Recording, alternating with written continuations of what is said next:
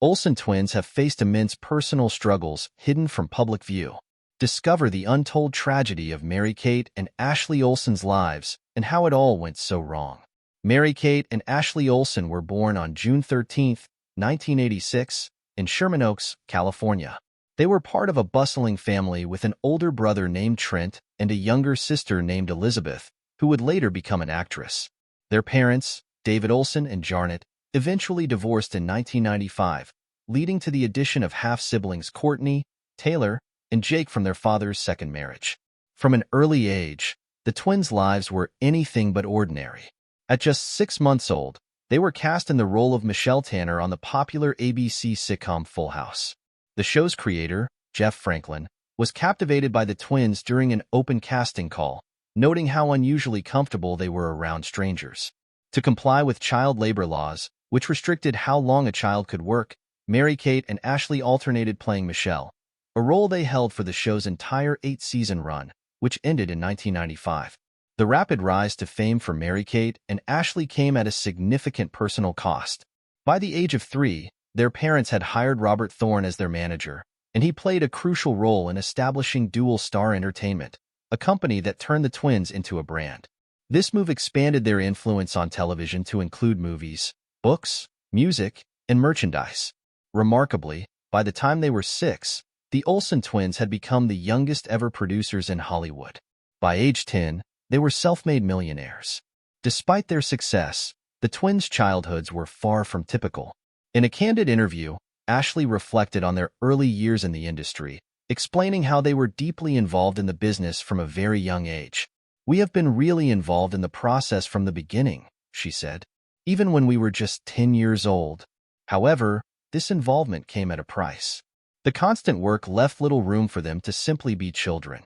Mary-Kate echoed these sentiments in a 2010 interview, where she described their upbringing as something she wouldn't wish on anyone.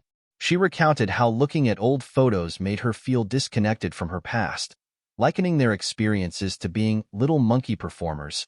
The twins' meteoric rise to fame was more of an accident than a planned path. Their mother had sent a photo of the girls to a casting agency on a whim, which led to their roles on Full House. However, the journey wasn't without its struggles. John Stamos, who played Uncle Jesse on the show, admitted that working with the twins was challenging at times. He confessed that their frequent crying made filming difficult. At one point, the producers even recast the role, but ultimately Mary-Kate and Ashley were brought back because their replacements didn't work out. Reports stated that during the first season, Mary-Kate did most of the filming because Ashley was too scared to be on set. Their early fame came with a dark side. The press and public scrutiny were relentless, often overlooking the fact that they were just children. In a 1991 profile, the Los Angeles Times mentioned the public's infatuation with the Olsen twins despite their limited acting talent. This constant attention and pressure contributed to the twins' later struggles with their identity and mental health. The Olsen twins' story took a darker turn as they grew up under the relentless spotlight. Life after Full House wasn't easy, and the pressure continued to build as they navigated adulthood and the demands of fame. It wasn't just about leaving a beloved show. It was also about navigating a family falling apart.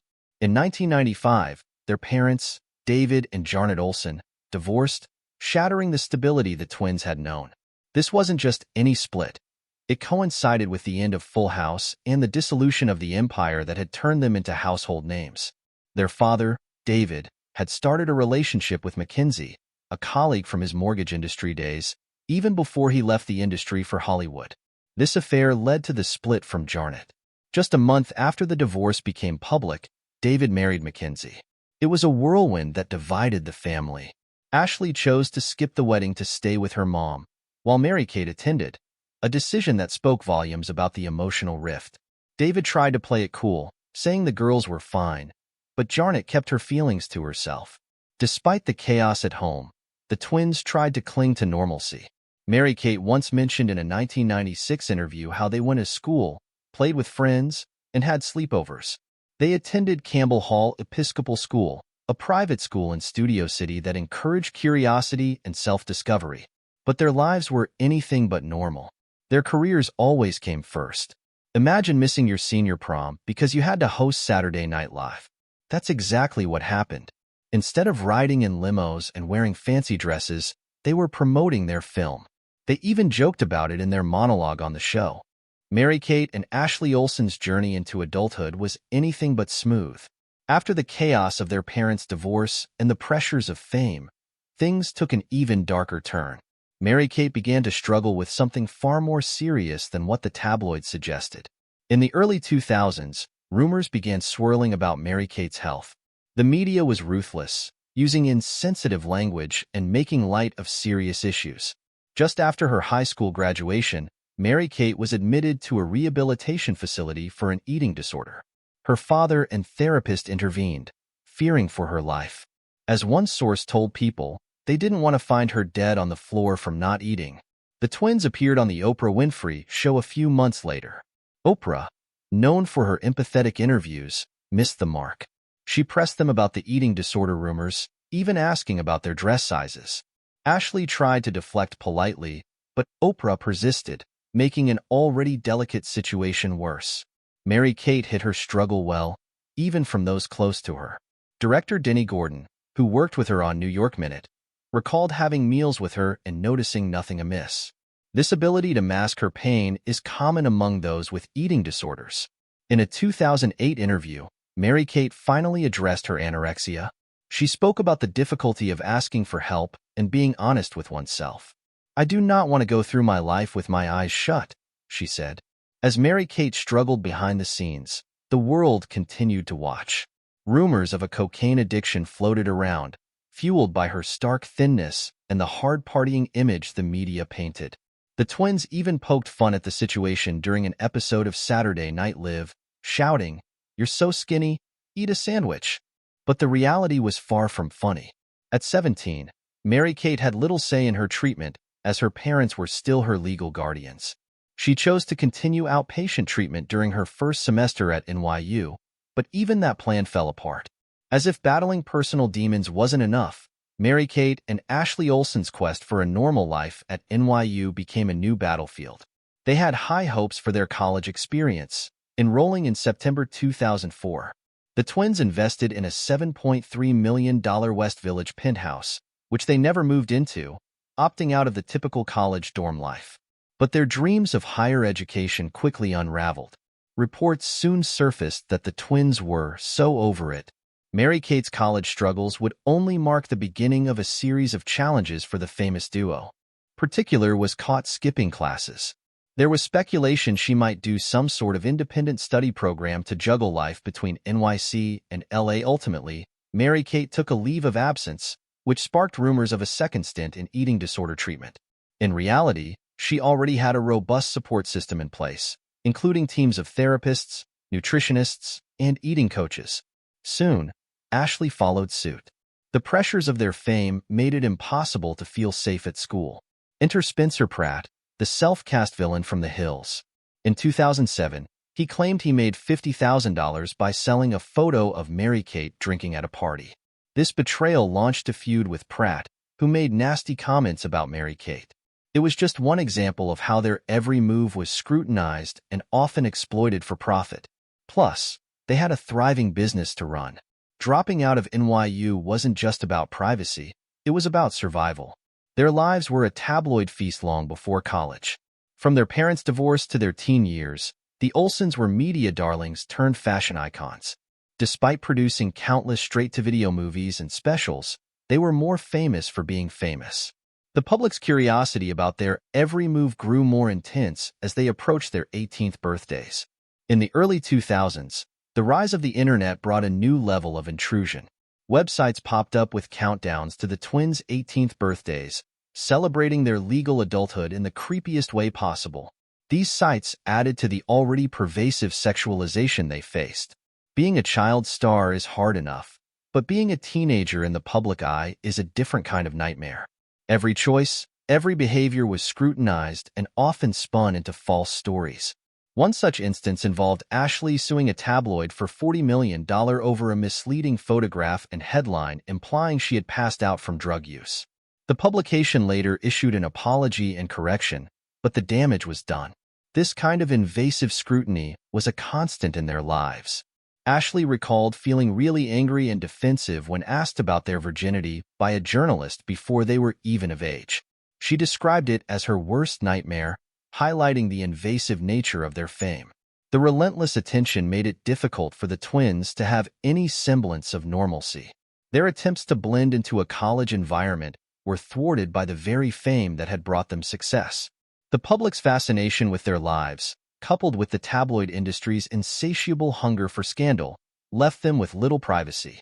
Despite these challenges, Mary-Kate and Ashley continued to run their business empire. Dual Star Entertainment Group was a major success, producing movies, books, and fashion lines. But the toll of their fame was evident. The pressure to maintain their public image while dealing with personal struggles was immense. As if their lives weren't already under a microscope, the Olsen's smoking habits became another source of public fascination. There was a time when Mary-Kate and Ashley claimed they didn't smoke or drink. In a 2003 interview, they insisted they were clean. But things changed. The transition to cool, cigarette-clad images seemed to mark a new chapter in their lives. The media became obsessed with this habit. Maybe it was the image of the twins, often seen smoking together, that added to their mystique. It was one of the few glimpses the public got of their private bond. They retreated from the limelight, leaving only these snapshots, cool, aloof, and always with a cigarette in hand. Vulture's Rachel Handler captured this sentiment perfectly, wondering why photos of the Olsen twins smoking felt so soothing. Others took a more critical view, attributing their haggard looks to smoking. Some even spilled details about Mary-Kate's wedding, where bowls of cigarettes were provided for guests. Their smoking habit seemed almost rebellious, a small act of defiance against the constant scrutiny. Yet it also hinted at the stress and pressure they were under.